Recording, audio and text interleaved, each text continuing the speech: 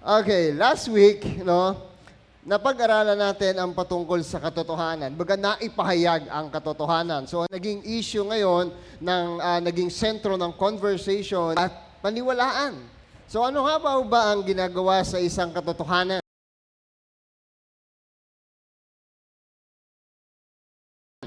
Ito ba ay dapat ibinabasura? Ito ba dapat ay pinababayaan? Di ba? Hindi. Ito ay dapat pinaniniwalaan. Ang isang katotohanan ay magiging katotohanan dahil ito ay totoo. Regardless na paniwalaan natin o hindi, o ayawan natin o hindi, siya ay mananatiling, siya ay totoo. Kahit hindi tayo maniwala na kapag tumalong ka ay mahuhulog ka, kahit hindi tayo maniwala na ang tao ay tatanda, pero ang katotohanan, iyon ay mangyayari. So the truth ay dapat pinaniniwalaan. So dito, last week, katotohanan ang pinag-uusapan. Lahat naman gusto ng katotohanan. Sino bang ayaw? Diba? Lagi pag nagagalit tayo, ano ba ang totoo? Sabihin mo ang totoo. Dapat ay tinatanggap. Tama po ba? We want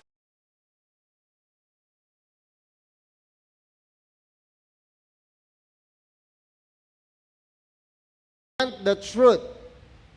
Gusto natin ng katotohanan, pero yung katotohanan, dapat po yan tinatanggap. Kasi yan ay totoo. Dapat yan ay pinaniniwalaan. Pero sa ilan, ang katotohanan din ay napakahirap tanggapin.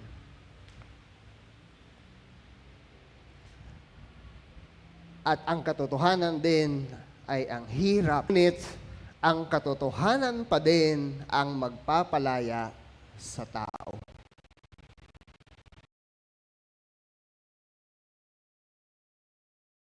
The truth will set you free, Jesus said.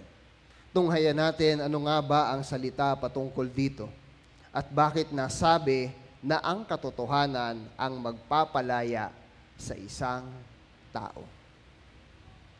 Number 1, do you have your notes?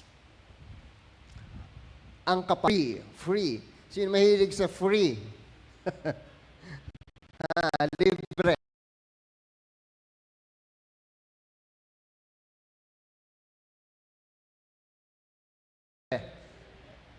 Natuto ako magbasa ng dyaryo dahil sa libre. Alam niyo yung libre? Nako, wala na. Wala na ba nun? Wala na? Sayang. Kaya mga tao ngayon sa LRT, MRT, puro nakaganon. Okay. So, ang kapahayagan ng pagiging malaya. Kung walang kapahayagan, hindi maunawaan ng tao, hindi malalaman ng tao. 31 to 32, so Jesus said to the Jews who had believed Him, "If you abide in my word, you are truly my disciples. And you will know the truth, and the truth will set you free." So from verse 30 last week, ang muling binasa natin doon is,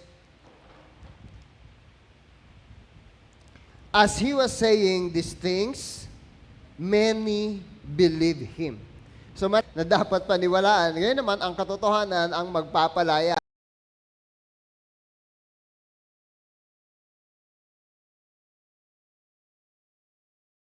So sabi ni Jesus dun sa mga naniwala sa Kanya, kaya nga sabi diyan, and Jesus said to the Jews who had believed in Him. And sabi niya, if you abide in my word, so halimbawa may kausap siya, so sa mga naniniwala kami. So sabi niya dun sa mga naniniwala, if you abide in my word, you are truly my disciples. So ano daw ang magiging katunayan ng pagiging disipulo ni dahil nananatili sa Kanyang salita, you will know the truth.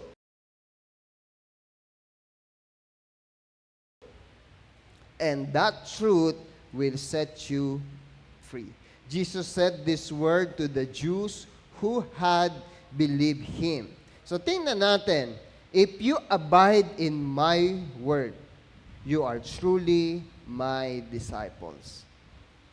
So ito yung second step sa pagiging disipulo ni Kristo. Ang una ay maniwala. But the second step is pananatili, abiding. Okay? Perseverance in obedience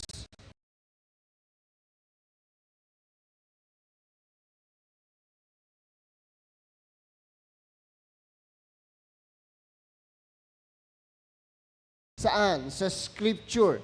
Saan ka mananatili? Sa kanyang salita, sa kanyang mga turo, doon ka laging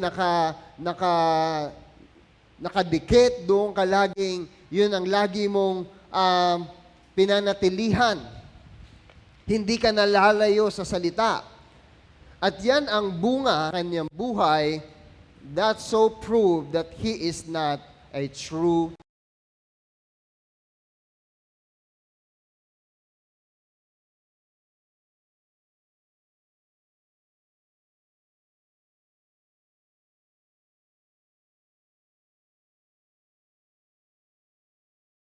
disciple. Ang pagiging Kristiyano o pagiging alagad ni Kristo, tandaan niyo po, hindi lang basta naniniwala. Na doon lang, okay na yon. Lahat naman tayo naniniwala. But, ang prueba, that so prove you are truly my disciple is nananatili if you abide in my word. The word abide, minsan lang. Okay? Minsan dikit, minsan layo.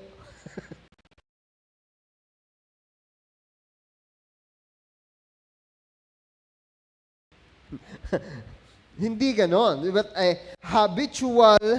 habitually abide in Jesus' word. So, nasa buhay mo na ang pananatili sa salita ng Diyos.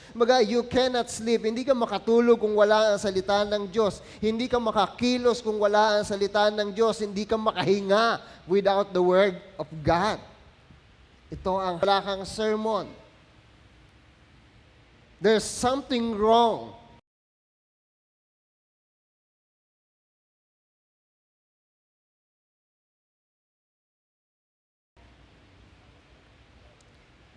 Habitually means habit, no? Lagi mo na itong ginagawa. Hindi na kailangang i-memorize, nasabihan ka pa, kundi hindi yung i-memorize yung scripture. To memorize scripture, hindi yung kailangan ng i-memorize pa, nasabihan ka, kundi talagang buhay mo na yan. Pagkagising mo sa umaga, kailangan ka pa bang sabihin?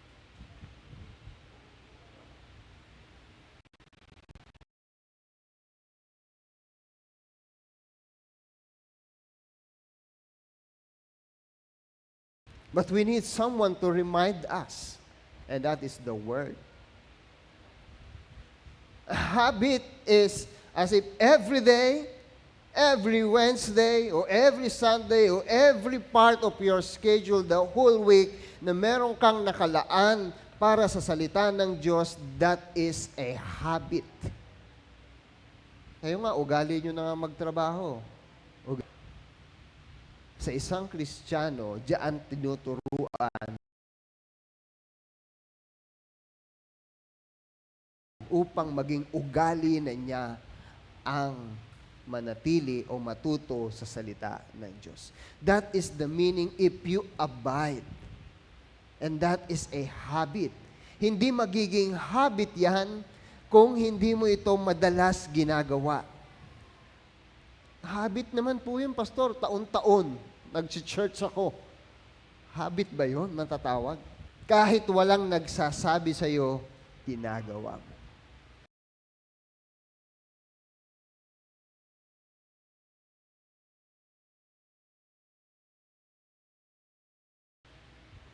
That's a habit. If you abide in my word, means habitually abide in Jesus' words. A genuine believer na talagang pinanghahawakan, sinusunod, inaaral, ipinapractice ang mga turo ni Kristo. Parang hindi mahirap sa iyo pag araw ng linggo pumupunta ka ng church.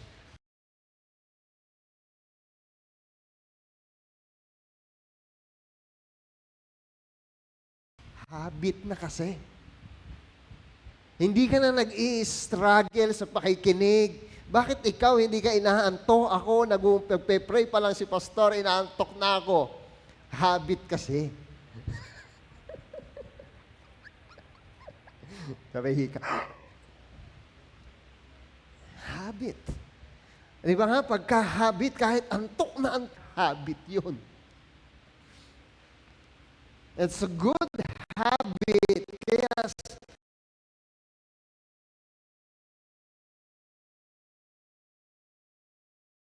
ano bang habit natin? Saan ba natin sinasanay ang ating mga sarili? Okay? The one who continues na nagpapatuloy sa kanyang turo ay tunay na ginagawa ang kanyang salita. Actually connected to the Word of God. Hindi na yung kailangan pang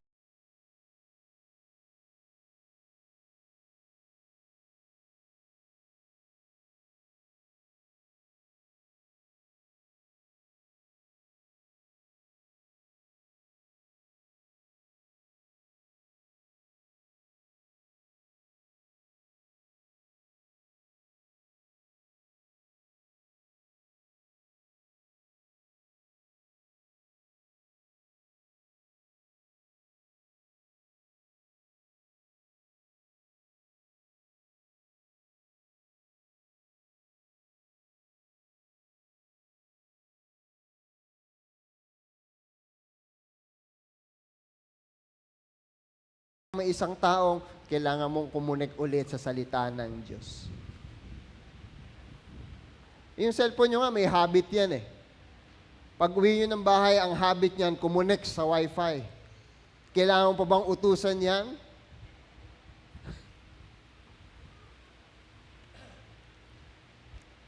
Kayo, pag pumapasok kayo dito sa simbahan, are you connected to the Word of God?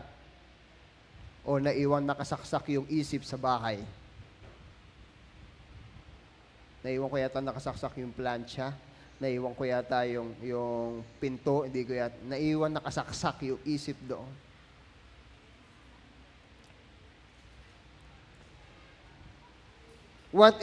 Ano ang katunayan na ang isang tunay na disipulo?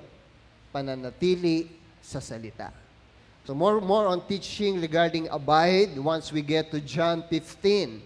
No? So basta tandaan niyo yon, yung pananatili. And you will know kung ikaw ay nananatili, patuloy ka sa kanyang salita, hindi ka nawawala, ano ang mangyayari sa iyo? Isang patunay na ikaw ay kanyang tagasunod at makikita mo, malalaman mo ang katotohanan. Hindi mo malalaman ang katotohanan kung hindi ka nanatili dito at hindi mo ano daw ba? Ano ang sabi? Ano ba talaga ang nangyari? We want the truth.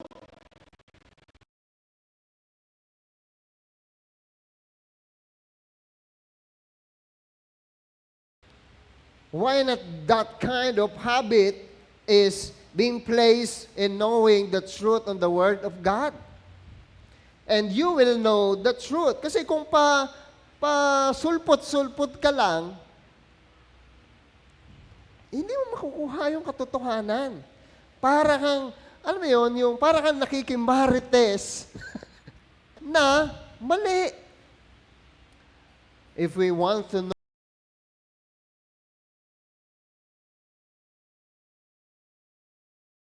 know the truth, we should abide to the Word of God. And the truth will set you free. Ano ba yung truth? The truth is aletheia, in Greek word, a noun.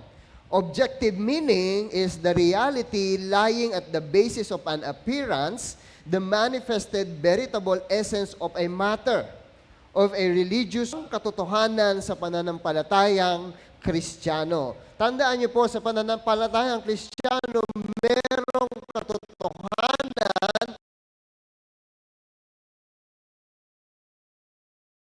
at merong kasinungalingan sa pagpapahayag. Okay? Kaya huwag tayong magpadaya. And subjectively, Truthfulness, truth, not merely verbal, but with sincerity and integrity of character. Yung parang, alam mo, hologram, no? Alam mo yung hologram? May biglang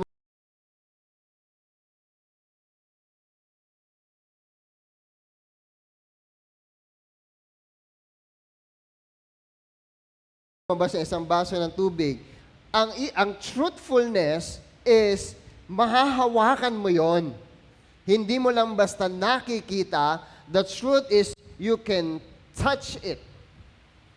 And ang katotohanan na tunay na tubig yon is kapag ito ay nainom mo.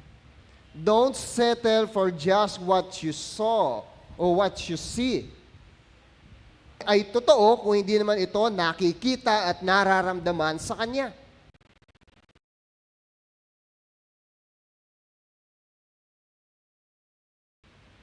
So walang katotohanan ang sinasabi ng isang tao kung hindi ito nakikita sa kanyang buhay. Kahit sabihin mo, mabait ako, masunurin ako, gwapo ako, sinungaling ka. Di ba? Ang truth is proven from the word integrate. Alam mo yung integrate? Sino mga mathematician?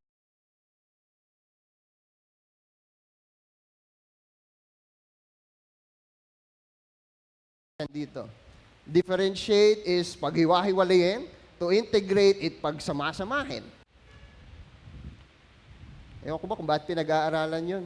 Pag-aaralan mo sa third year, first sem ng mathematics, yung differential calculus, paano paghiwa-hiwalayin ang mga bagay.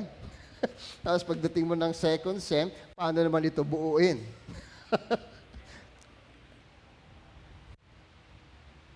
Kaya ang to see is to believe is not just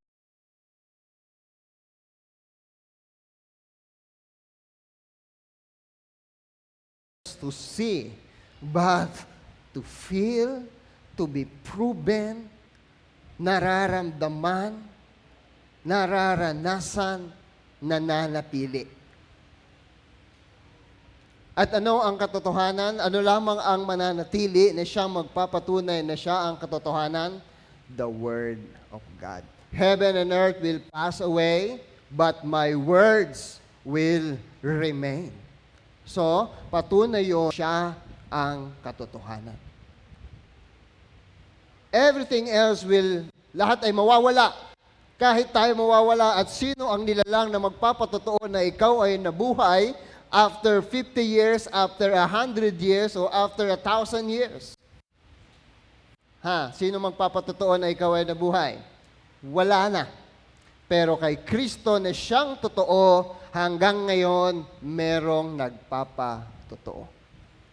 Ano ang katotohanan? Yan ang tunay na katotohanan.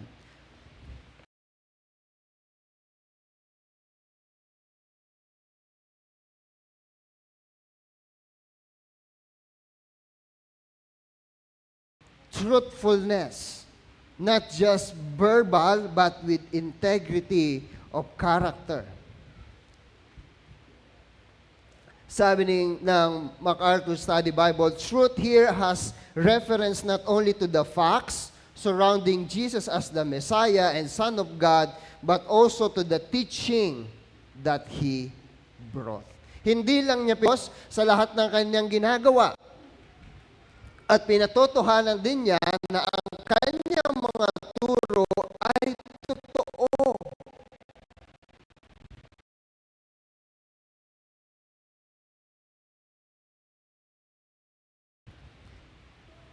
At ang isang tunay na naligtas at sumusunod na tagasunod ni Kristo ay malalaman ang katotohanan ito dahil sa kanyang pagsunod kay Kristo. Kaya maraming tao ang naliligaw kasi mali ng sinusundan. Hindi ang katotohanan, kundi ang kasinungalingan. Intellectual, but the truth that proves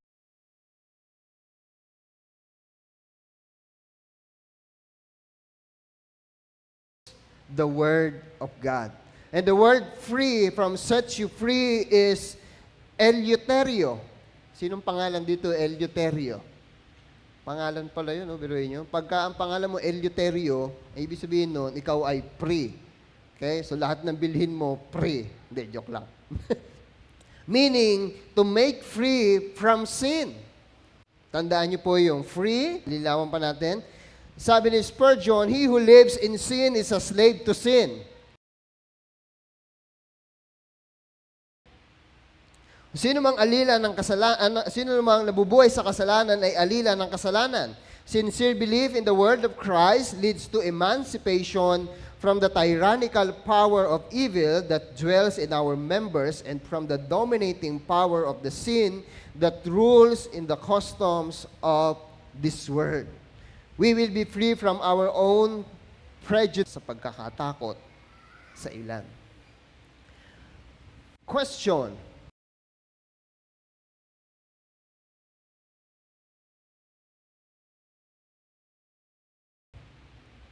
Paano mo ngayon nakita o natuklasan o natunghayan ang katotohanan sa lahat ng salita ni Kristo? Anong mga katotohanan ba ang iyon nang natutunan, natuklasan, nakita sa mga salita o sa mga turo ng salita ng Diyos? Being free. Naranasan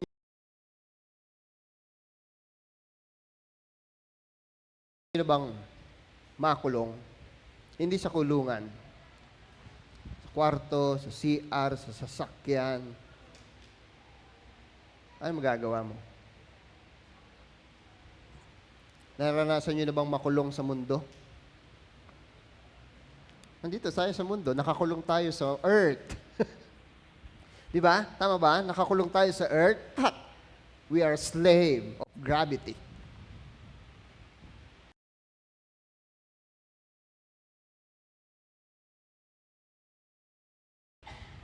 Kasi nandun tayo eh. Nakakulong tayo.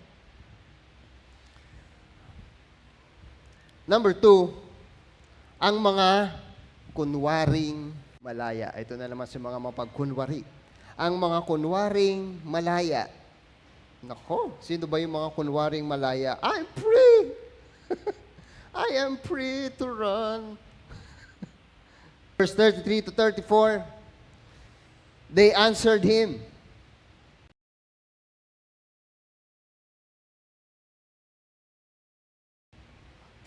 Sumagot sila kay Jesus. We are offspring of Abraham and have never been slave to anyone.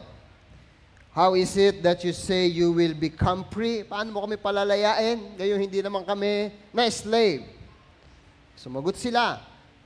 Sa Tagalog, kami ay mula sa lahi ni Abraham at kailanman hindi kami naalipin ni numan.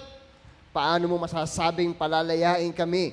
As being engaged sa isang mahabang debate sa mga Pariseo patungkol sa kanyang pagiging Mesaya o tagapagligtas o isinugo ng Diyos, Kristo.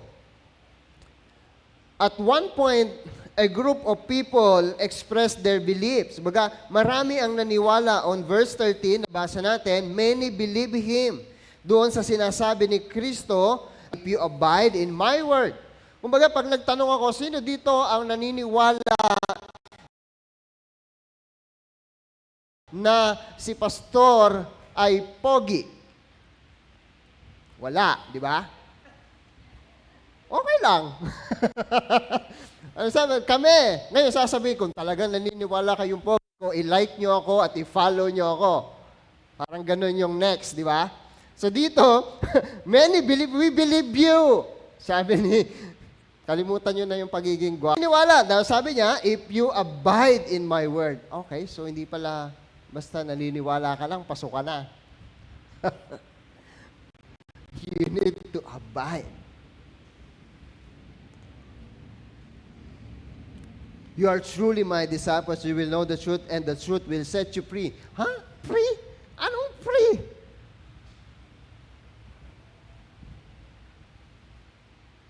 So binuksan ngayon ni Kristo pagdating sa pag-uusap, saan may hindi kami naalipin ni inuman? At paano masasabing palalayain mo kami?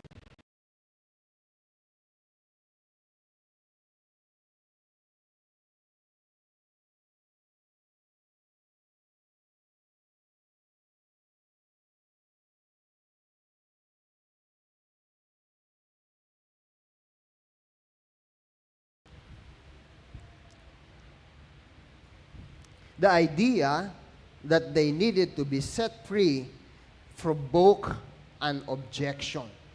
Kaya biglang, oh, ano yun? Bakit, paano kami magiging malaya? Malalaya naman kami. So that's dinadala ngayon sa kalalagayan na ang tunay na ng tao. Minsan tayo, yung kalalagayan natin, hindi natin namamalayan until someone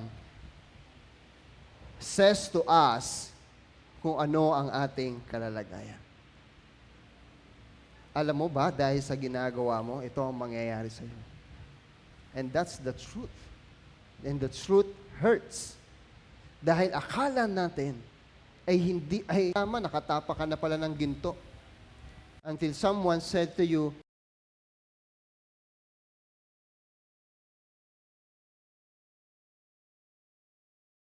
uy, nakatapa ka ng ginto. Di ba? Ah! Oh, that's it. The truth. And the truth hurts. And dito sa point na ito, sinasabi na ngayon ni Kristo, alam nyo ba kung nasaan kayo? Kayo ay mga alila. Tapos biglang parang, alam niyo yun? Ha? Oo nga. Bilanggo nga kami. Sa kaniyang mga kausap, ang tunay niyong kalalagayan na sa inyong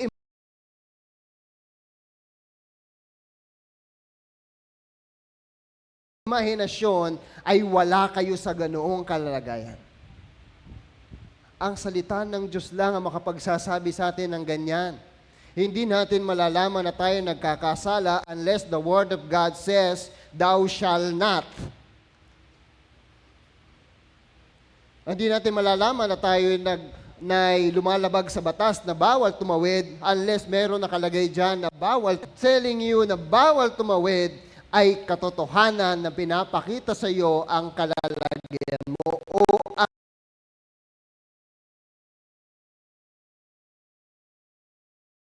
ang ginagawa mo. The truth hurts, but the truth will set you free. Who is the truth? So the Pharisees responded, parang hindi nila matanggap. Paano kaming magiging malaya ay gayong hindi naman kami na alipin? Dinala ngayon ang usapan, ang usapan ay dinala na sa pagiging alila o alipin. Noong panahon na yun,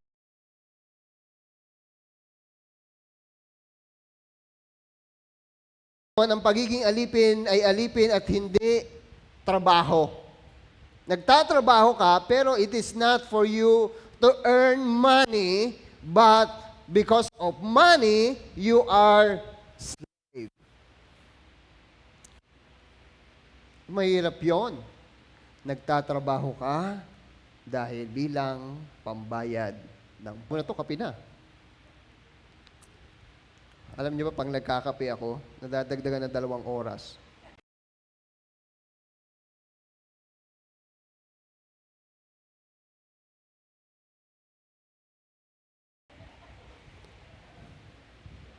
Kasi yung schedule namin tuwing gabi, dapat mga hanggang alas 10 lang yun eh. Pag may kape, nabot ng hanggang alas 12.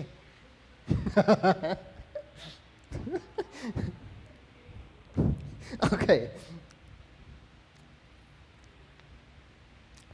Okay, noong panahon na yon, ang pagiging alipin ay alipin at hindi mo maituturing na isang trabaho. Nakakapagsamba sa tunay na Diyos.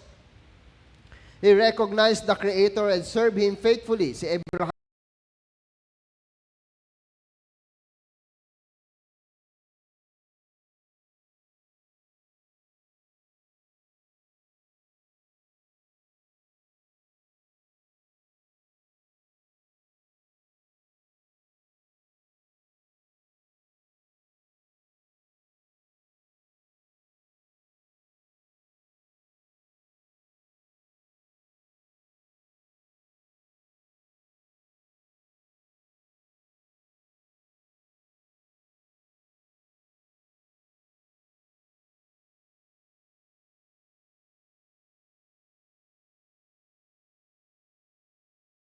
Ngunit, ang mga Hudyo ay minsang naglingkod saan? Sa Ehipto, Assyria, Babylonia, Gresya at Syria, at sa mga panahon na ito, sa Romano.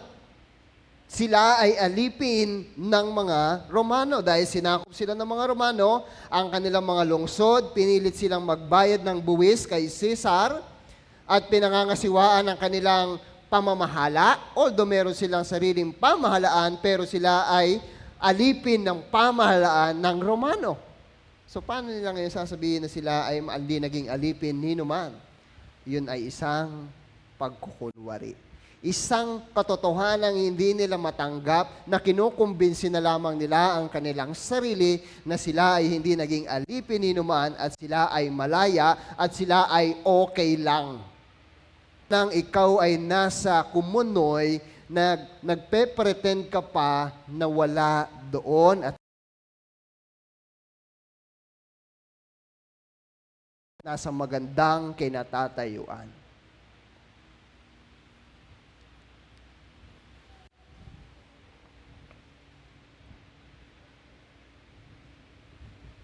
So basically, they are enslaved by Romans. At inisip ng ilang mga commentaries, yung panganay. Una, sa pagkilala sa Diyos.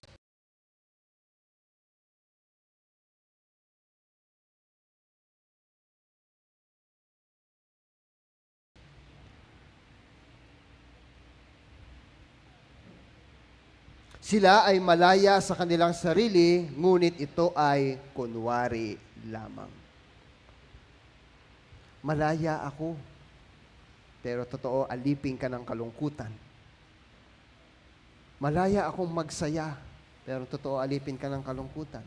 Malaya akong magpahinga, pero ngayon, trying to convince themselves na I'm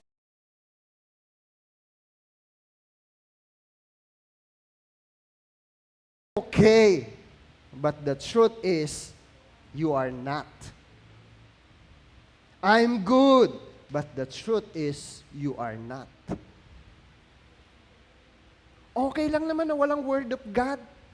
Okay lang naman na hindi mag-church. But the truth is, it is not. Pahayag lamang na sila ay tunay na alipin.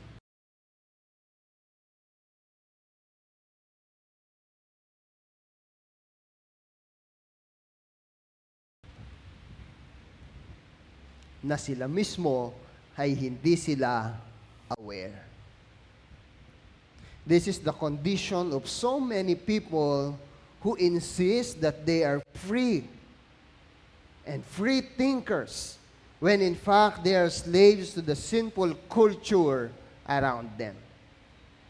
Malaya akong mag-post, malaya akong ang sikat. Malaya akong isuot lahat ng gusto ko, pero alipin ka lang kasi gaya-gaya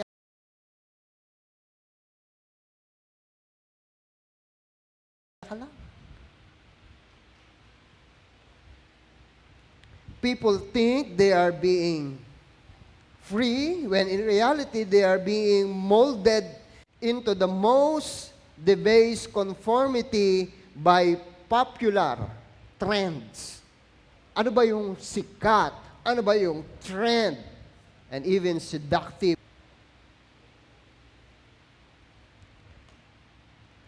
At yung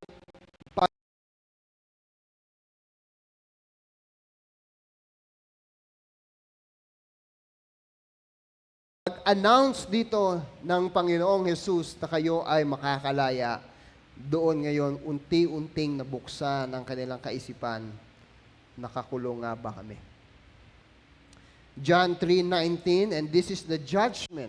The light has come into the world, and people love the darkness rather than the light because their works were evil. Parang nasa kulungan ka na, binuksan na yung pinto, ayaw mo pang.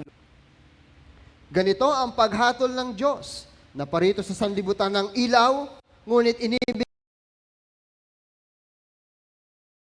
pa ang mga tao ang dilim kaysa liwanag sapagkat masasama ang kanilang mga gawa. We want here, malaya kami dito where in fact they are slave. So great was the bondage of these Jews who are in darkness, and even their great privilege as God's covenant people became a snare to them. Yun pa, naging bitag sa kanila, pero nasa likod ka ng rehas. Pwede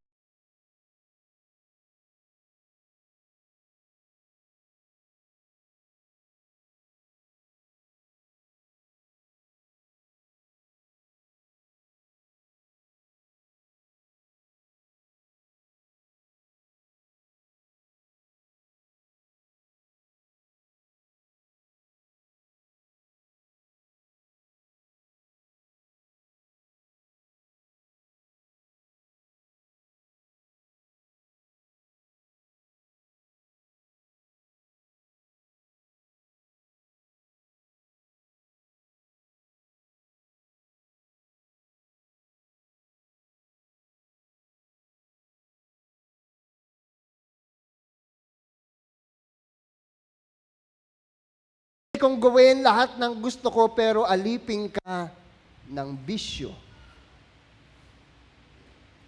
ng bad habit mo. Sinasabi mong malaya ka pero alipin ka ng maling habit, ng mga maling pagnanasa, ng mga maling kagustuhan. At sagot ni Jesus, verse 34, pakatandaan ninyo ang gumagawa ng kasalanan na alipin ng kasalanan. Truly, truly, I say to you, everyone who practices sin is a slave to sin. Alam niyo ba, ang pagiging slave sa Roman world, the Roman world was built on a foundation of slave. Parang yung mundo ng mga Romano, yung kanilang gobyerno ay itinatag dahil sa mga alipin.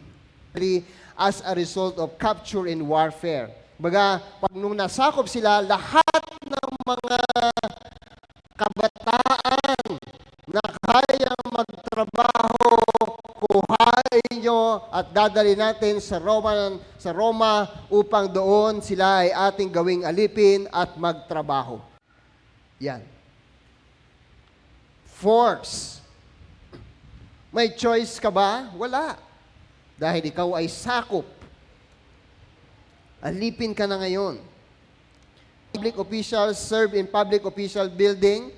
So, doon, pag may trabaho kang ganyan, naglilingkod ka sa isang tao o sa isang institution, ang tawag doon, alipin. Public slaves serve in public officials and building. Private slaves were divided into categories of pamilya urbana or city slaves and country slaves. Yung mga alipin ka or katulong ka sa syudad, kung naman ay katulong ay parang mayordoma na meron kang pinamamahala ang mga alila pa. And a personal slave, ang tawag doon ay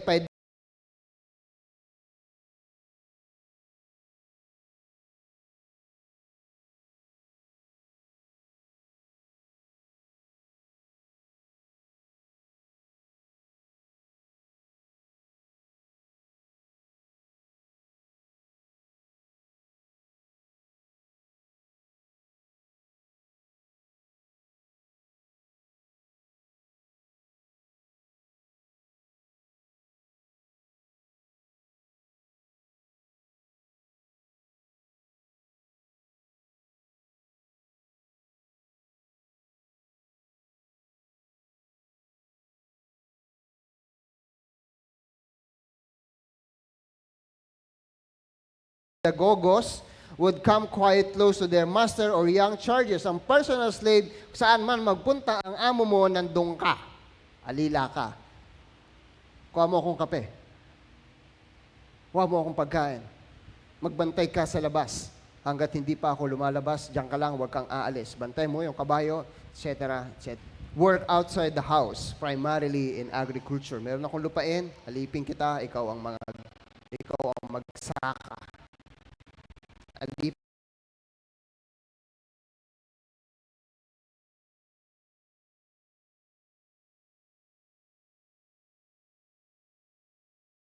alipin ka pa din. Ang sarap ng trabaho ko, no? Di ba? Parelax-relax lang. Malaya ako, pero ikaw ay alipin. Lahat tayo alipin. Kung tayo nagtatrabaho, alipin tayo. Malaya man ang ating ginagawa, pero alipin pa rin tayo. Lahat yun. Nakaupo lang yung mistress. Tapos yun, pagsisilbihan ka, kuhain mo yun.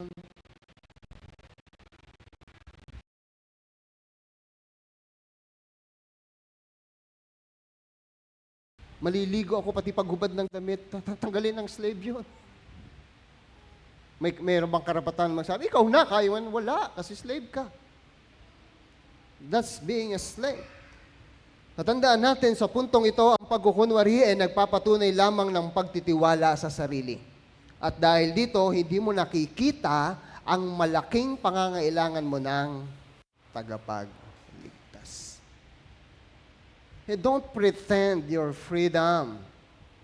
You must know the truth, and the truth will set you free. Truly, truly, I say to you, Jesus said, everyone who practices sin, napunta na ngayon sa kasalanan. From free to slave to sin, is all connected. Practicing. Pag sinabing practicing, ibig sabihin, ito ay ginagawa mo ng palagi. No? Ang isang atleta, tuwing kailan siya nagpa-practice? Once a month? Wala sigurong atleta nagpa-practice ng once a month tapos lalaban ng kompetisyon para lang magpapogi. Walang ganun. No? Kung boksingero ka, talagang isasanayin mo yung mukha mo tumanggap ng sakit.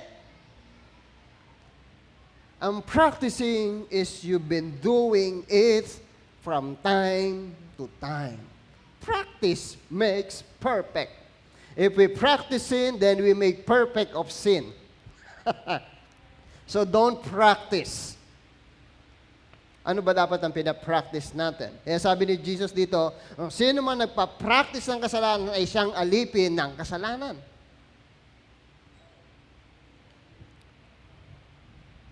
It is practicing sin habitually.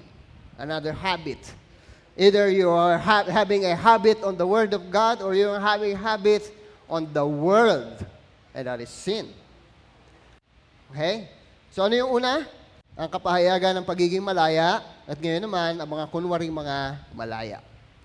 Pangatlo, kayo mag-alala, mga 8 ito. Verse 35 to 36, a slave does not remain in the house forever, the son remains forever. Ang alipin ay hindi mananatili sa tahanan kailanman. Bakit? Pastor, alipin yon. Okay? The slave does not remain in the house, the son remains forever. Si Paul develops what Jesus asserted in explaining. In-explain pa ito ni Paul sa Romans 6:16.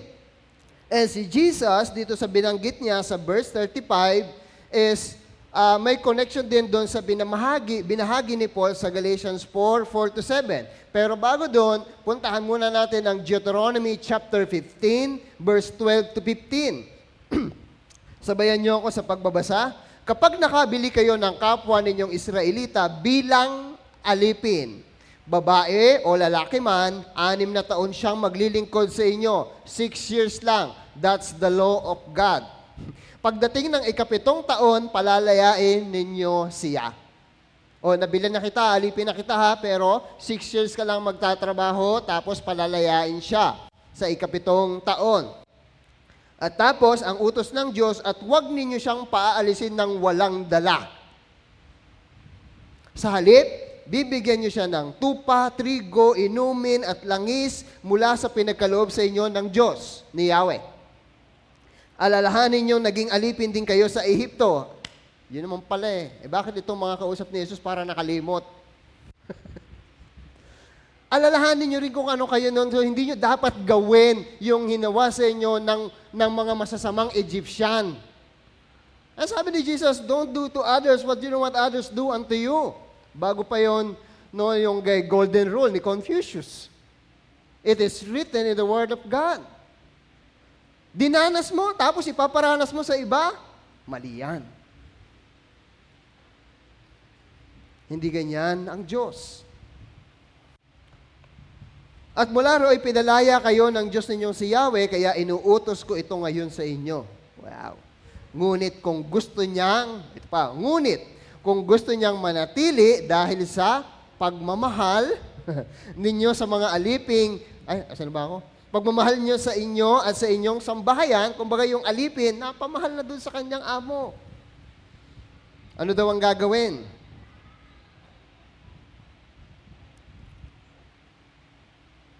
Dalhin ninyo siya sa may pintuan at butasan ng kanyang tenga, sa gayon siya'y magiging alipin ninyo habang buhay. Ang tawag dun sa Greek word, o Hebrew word yata, doulos. Ikaw na ngayon ay alipin habang buhay. Pagka nakakita kayo ng alipin na mayroong hikaw sa tenga, ibig sabihin, habang buhay na siya naglilingkod sa kanyang amo. Kaya kayo mga may hikaw, ha?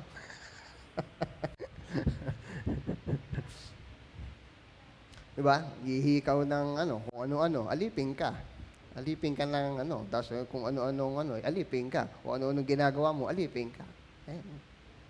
Okay? Kain tayo ng kain, alipin tayo ng pagkain. Tulog tayo ng tulog, alipin tayo ng pag-antok.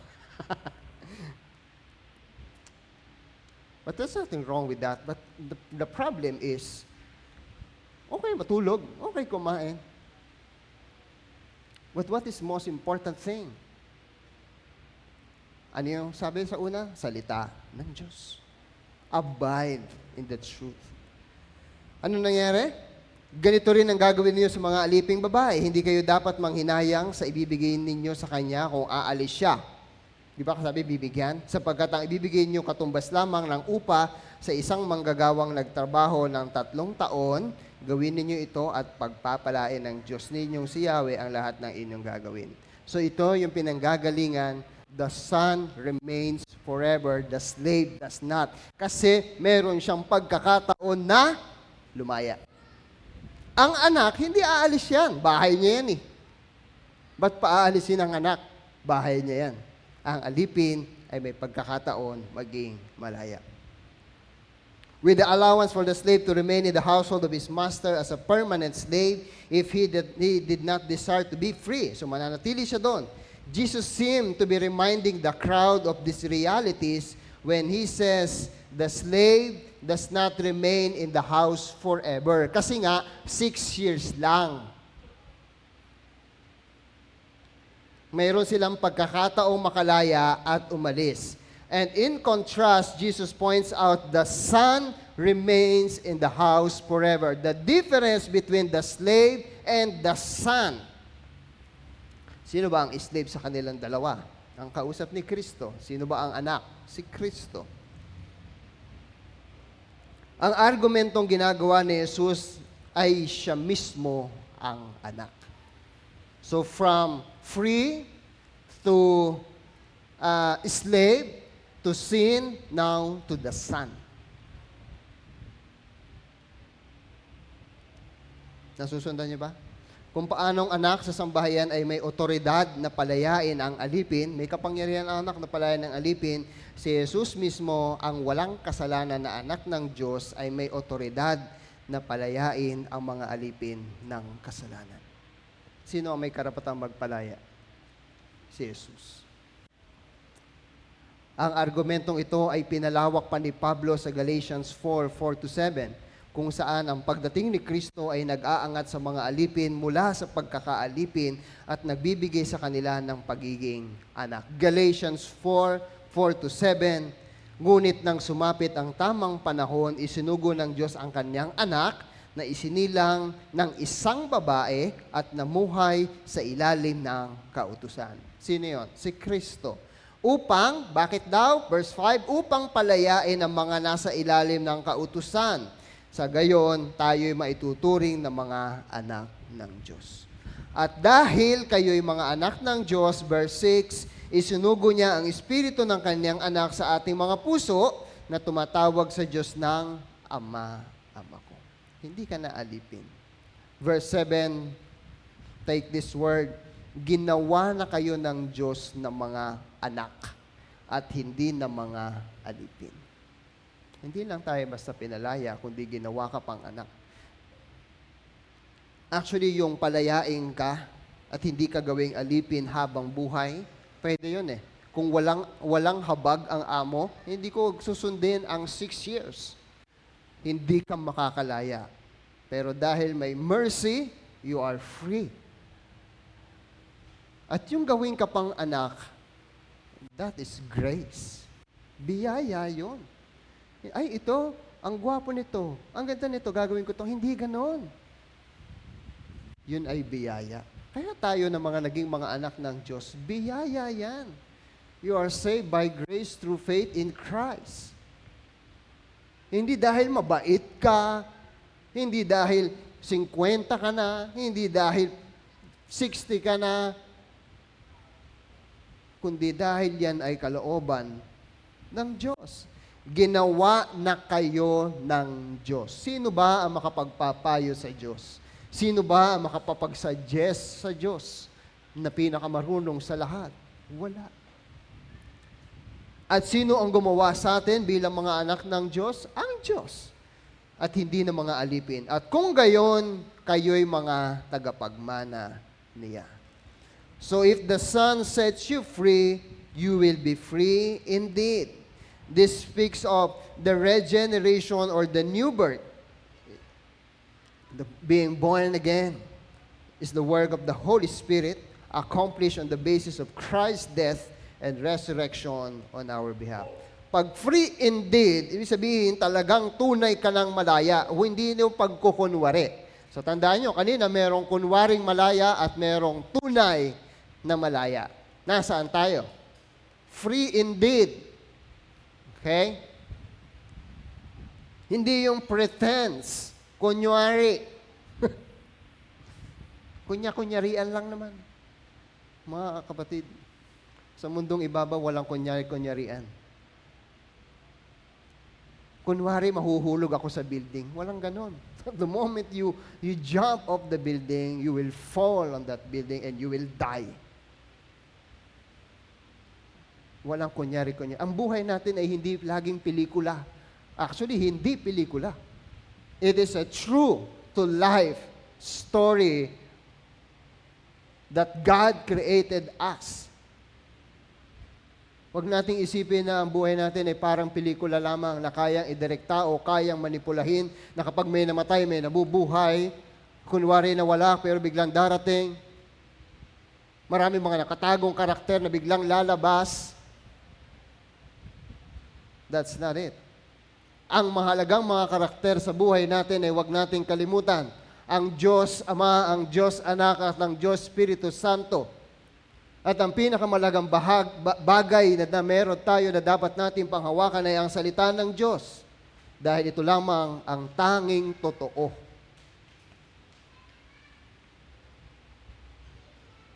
Free indeed. Hindi ibig sabihin ni Jesus na political freedom, but a freedom by which we are relieved from physical bondage. Tunay na kalayaan na naglilingkod sa Diyos, fulfilling the purpose created in God's image. Nang dahil sa kasalanan, nabalutan ng kadiliman ng ating mga kaisipan, bumagsak ang ating mga nararamdaman, at naalila ang ating mga kalooban. Bondage to sin is what the reformers called total depravity. Ibig sabihin,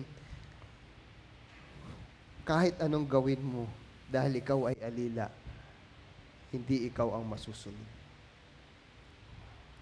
At ang tanging gamot dito ay ang biyaya ng Diyos na na ikaw ay ipanganak muli. Lastly, pang-apat. Ngayon nalalaman natin ang patungkol sa pagiging malaya, nararaman din natin ang mga kunwaring malaya at ang tunay na malaya.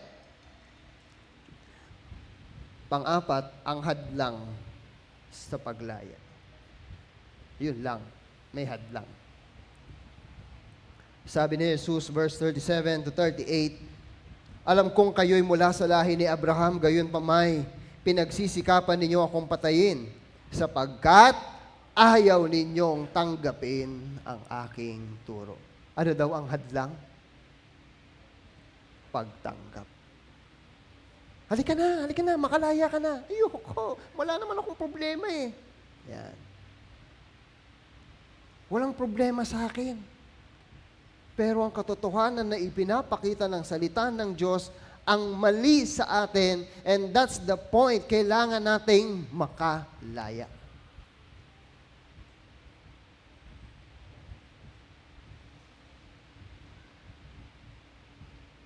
Sabi nila, mula kami sa lahi ni Abraham. No? Actually, pag sinabi nila to, ang nangangahulugan to ng pagiging proud, mapagmataas. Huwag mo nga akong share ng Word of God. Mas mabuting tao pa ako kaysa sa iyo eh. Yan ang problema. Bulag ka ngayon dahil ayaw mong tanggapin. Ito yung point eh. We are offspring of Abraham. We know God, alam namin ng Diyos, kilala namin ng Diyos, alam namin 10 utos ng Diyos, at lahat ng kanyang kautusan, sinunod namin. We don't need a Savior. But the Scripture tells them, there is a Savior who will come to the world. Pero hindi nila yon matanggap. Kayo, ang katotohanan na mayroong tagapagligtas. Tanggapin mo ba yan? Hindi ko naman kailangan yan, Pastor, kasi okay naman ang buhay ko eh. But the Bible will tell you who you are. You are slave of sin. And sabi pa nila, pinagsisikapan niyo akong patayin. Alam ni Jesus ang laman ng kanilang puso. And He said, sapagkat ayaw ninyong tanggapin ang aking turo, ano ang hadlang? Ayaw tanggapin ang katotohanan. Ang katotohanan ay dapat paniwalaan at dahil ang katotohanan din ang magpapalaya sa atin. Katotohanan ang magpapalaya, huwag tayo nawang maging kagaya ng mga ito, nagkukunwaring malaya, gayong hindi naman. Tapos ipinapahayag na ang katotohanan at sure tayong nalalaman na nila ito, alam nila. Ngunit, ayaw tanggapin. Sa tingin mo ba ang mga ganito, mapagkunwari at ayaw tumanggap, ay magiging malaya?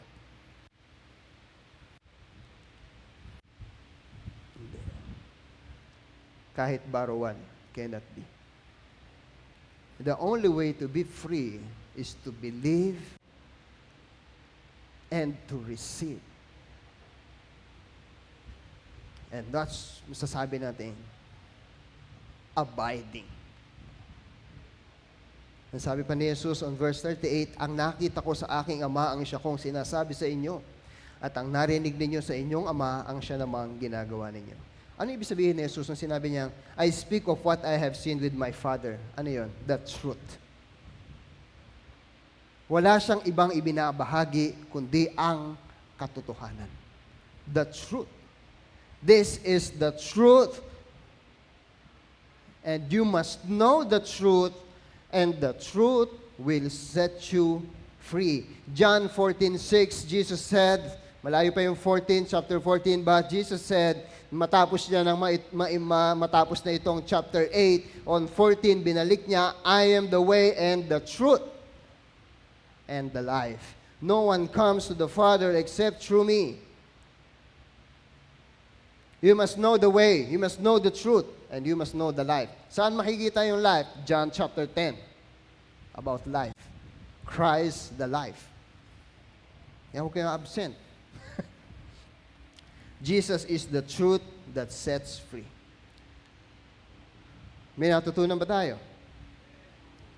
Bago tayo magtapos, mayroon akong illustration na hope makuha nyo. Napakasimpleng ilustrasyon, kahit bata maiintindihan. Kahit tulog.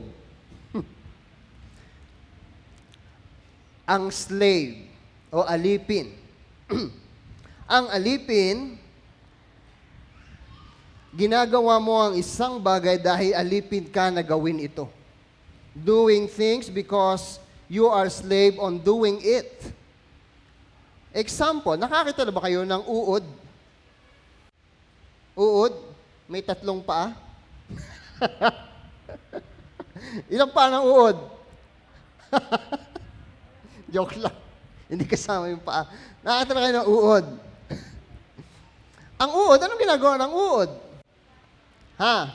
Gumagapang? Hindi lumilipad? Hindi tumatalon? Hindi pa siya pumapalakpak? Hallelujah, praise the Lord. Anong ginagawa niya? Gumagapang. Bakit siya gumagapang? Kasi nga, uod siya. Ngayon, paano siya makakalipad? He needs to be transformed. Ang uod, kahit anong gawin niya, gapang lang talaga kasi nga alipin siya ng pagiging uod niya. Tama ba? Ano ba naman tong uod na ito? Gapang ng gapang. Uod nga eh. Parang ano ba naman tong asong to? Tahol ng tahol. Aso yun eh. Ano ba naman tong mga taong to? Puro na lang kasalanan ginagawa. Makasalanan kasi ang tao. So, paano makakalipad ang uod? He needs to be transformed. But he cannot do it on his own. He needs to be born again by the will of God. Kalooban ba ng Diyos na matransform ang uod papuntang lamok, butterfly? Yes! Kalooban niya, di ba? Kalooban ba yun ng tao?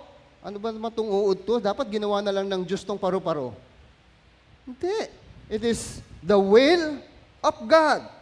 And then he went through the process of transformation. Ano nangyayari sa kanya? Napupulupot siya at nagiging, anong tawag doon mga bata? Ha? Anong tuta? Pupa.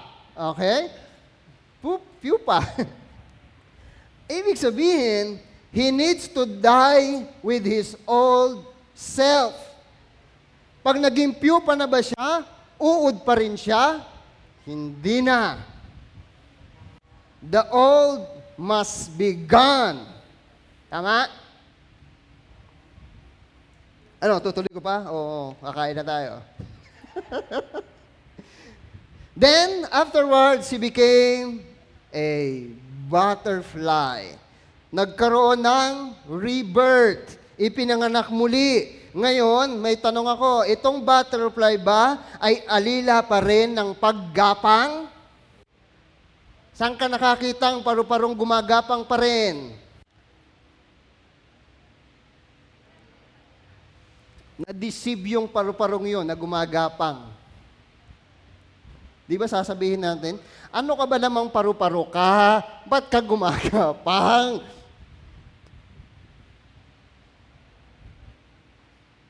Hindi, di ba? He should fly. Alila na siya ngayon ng pagiging butterfly. Kaya siya ay lumilipad. Nakuha nyo? O gusto nyo yung kumuha pa ako ng uod dito? Ano bang pagkain natin? Nakuha nyo? Nandun pa ba yung uod? Hindi na. Butterfly na yun eh. Christian. Noong una, tayo mga alipin ng kasalanan. Kaya tayo nagkakasala dahil tayo ipinanganak na makasalanan. Saan tayo galing? Kay Adan. Sino dito galing unggoy? Tingnan, patingin ng buntot. Sino dito galing sa kawayan? Sige nga, ba't nandito ka sa syudad? Doon ka sa bundok. Joke lang. So tayo lahat ay galing kay Adan na isang makasalanan. Kahit anong gawin natin, at tayo ay kabilang sa makasalanan. Kung paano ang ilang uri ng aso ay galing lamang sa iisang aso, lahat ng tao ay galing sa iisang pares ng tao, at kung iyon ay makasalanan, ito ay makasalanan. Now, how can we be made righteous? Paano tayo ngayon magiging matuwid? We need to be transformed. But we cannot do it on our own. Hindi rin natin kayang gawin yon sa ating sarili.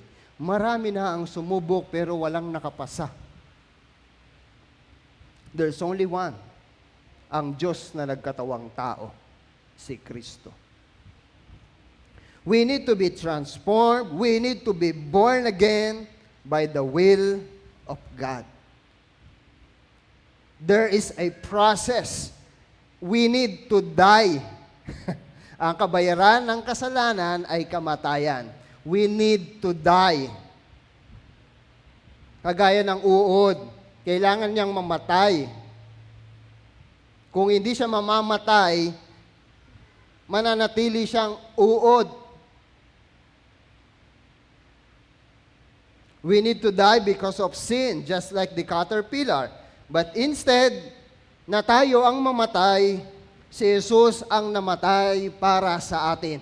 The great exchange. Now, dahil sa ginawa ni Kristo, we became a Christian, a new creation.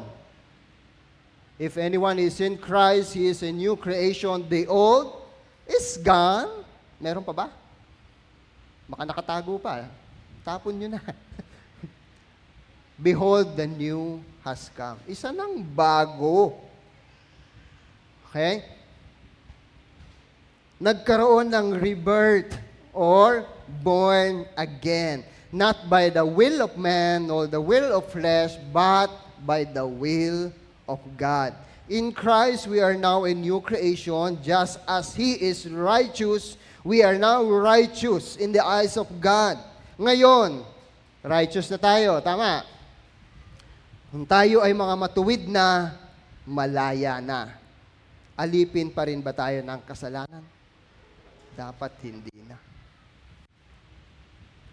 Hindi mo na dapat ginagawa yan. O hindi mo na dapat pinapractice yan. Kumbaga, nakalimutan ko na gawin yan. Dahil ang tanging alam kong gawin ngayon ay ang pagsunod sa salita ng Diyos. Kung tayo ay mga alipin na ng katuwiran, ano na ang dapat nating ginagawa? Kabutihan. Dahil tayo ngayon ay alipin na ng kabutihan o katuwiran, kaya nga ang aso ay tumatahol dahil sa aso siya. Ang makasalanan ay patuloy sa pagkakasala dahil siya ay makasalanan.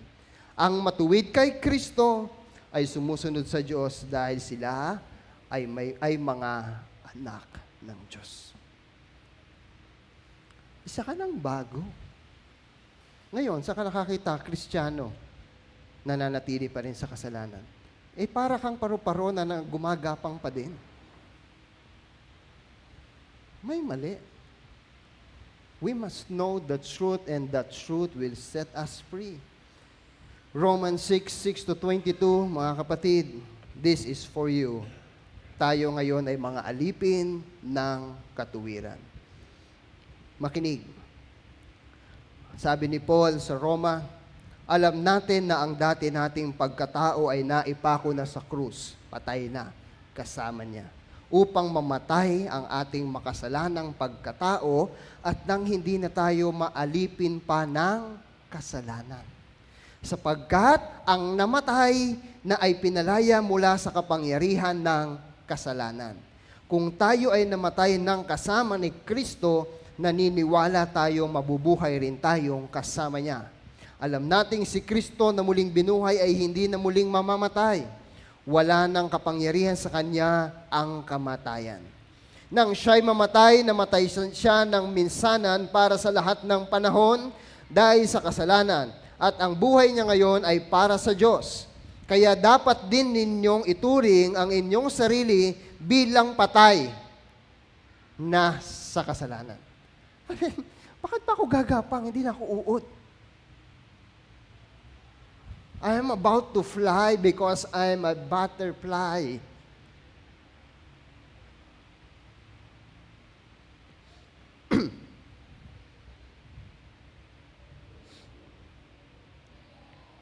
Ngunit buhay para sa Diyos sapagkat kayo'y nakipag-isa na kay Kristo Jesus. Huwag na ninyong paghariin ang kasalanan sa inyong mga katawang may kamatayan, upang hindi na ninyo sundin ang masasamang hilig nito.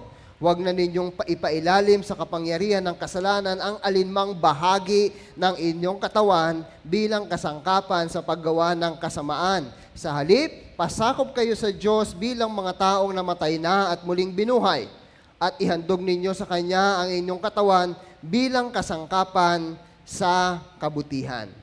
Sapagkat hindi na dapat maghari sa inyo ang kasalanan. Posible na eh. Dahil kayo'y wala na sa ilalim ng kautusan, kundi sa ilalim ng kagandahang loob ng Diyos or grace. Ngayon, malaya na ba tayong magkasala dahil wala na tayo sa ilalim ng kautusan, kundi sa ilalim ng kagandahang loob ng Diyos? Hinding-hindi. Kasi hindi ka na nga alipin ng kasalanan. Hindi ba ninyo alam na kapag nagpasakop kayo sa sino mang inyong sinusunod, kayo'y nagiging alipin nito? Kung sinusunod natin lagi ang ating damdamin, sinusunod natin lagi ang ating sariling mga layaw, alipin ka ng inyong kalayawan. Maging ito'y kasalanang hahantong sa kamatayan o ang pagsunod sa Diyos na hahantong sa pagiging matuwid. There's only two choices, two options. Sumunod sa katotohanan o sumunod sa kasalanan. Verse 17, ngunit salamat sa Diyos, kayong dating mga alipin ng kasalanan ay taos-pusong sumunod sa katotohanan na nasa aral na ibinigay sa inyo. Pinalaya na kayo sa kasalanan at kayo ngayon ay mga alipin na ng katuwiran. Kung alipin ka na ng katuwiran, kahit merong umuudyok sa'yo ng mga tao sa paligid mo na gumawa ng masama, hindi mo na yon magagawa dahil ako ay alipin na ng katuwiran.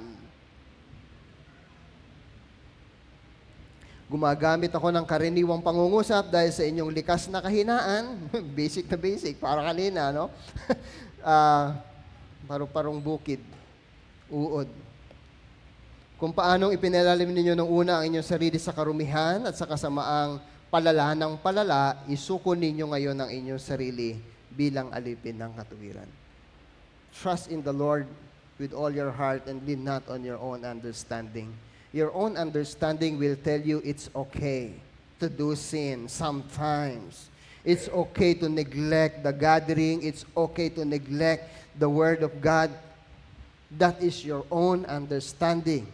But the truth is, you must trust the Lord and do what He says because it is for your good. Kailangan pa bang turuan yung paru-parong lumipad? Nature niya. Tayo, being in Christ, there's a nature in us to do the will of God. Hindi na yan pahirapan. Sanay na. Nang alipin pa kayo ng kasalanan, hindi kayo saklaw ng katuwiran. Ano ang napala ninyo sa mga bagay na iyon na ikinahihiya ninyo ngayon? Kamatayan ang ibinubunga ng mga iyon. Verse 22, basahin nga natin, napapagod na ako eh. Basahin nga natin na malakas. 1, 2, 3.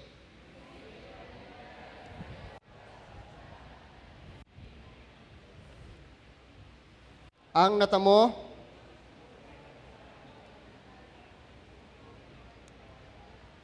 huwag niyong kalilimutan yan. Ngayon, pinalaya na kayo mula sa kasalanan at naging alipin na ng Diyos. Ang natamo niyo'y isang buhay na banal at ang ibinubunga nito'y buhay na walang hanggan. Amen. Did we learn something? Mayroong isang panalangin si Spurgeon na napakaganda. Sabi niya sa Tagalog, tinagalog ko na lang. Ngayon, Panginoon, ang aming dalangin ay sa iyo sa pagbanggit ng iyong sagradong aklat na isulat mo ito sa mga tapyas ng laman ng aming puso ng higit pa. Nais naming malaman ang katotohanan upang kami ay palayain ng katotohanan. Nais naming madama ang katotohanan upang kami ay mapabanal nito. O mapasa amin ang isang buhay na binhi na magbubunga sa amin ng isang buhay na katanggap-tanggap sa harap ng Diyos. Isang buhay na makikita sa lahat ng aming ginagawa para sa buhay na Diyos. Sapagkat naaalala namin na ikaw ay hindi Diyos ng mga patay, kundi Diyos ng mga nabubuhay. Let us pray. Panginoon, papuri sa iyo, aming Ama. Papuri sa iyong salita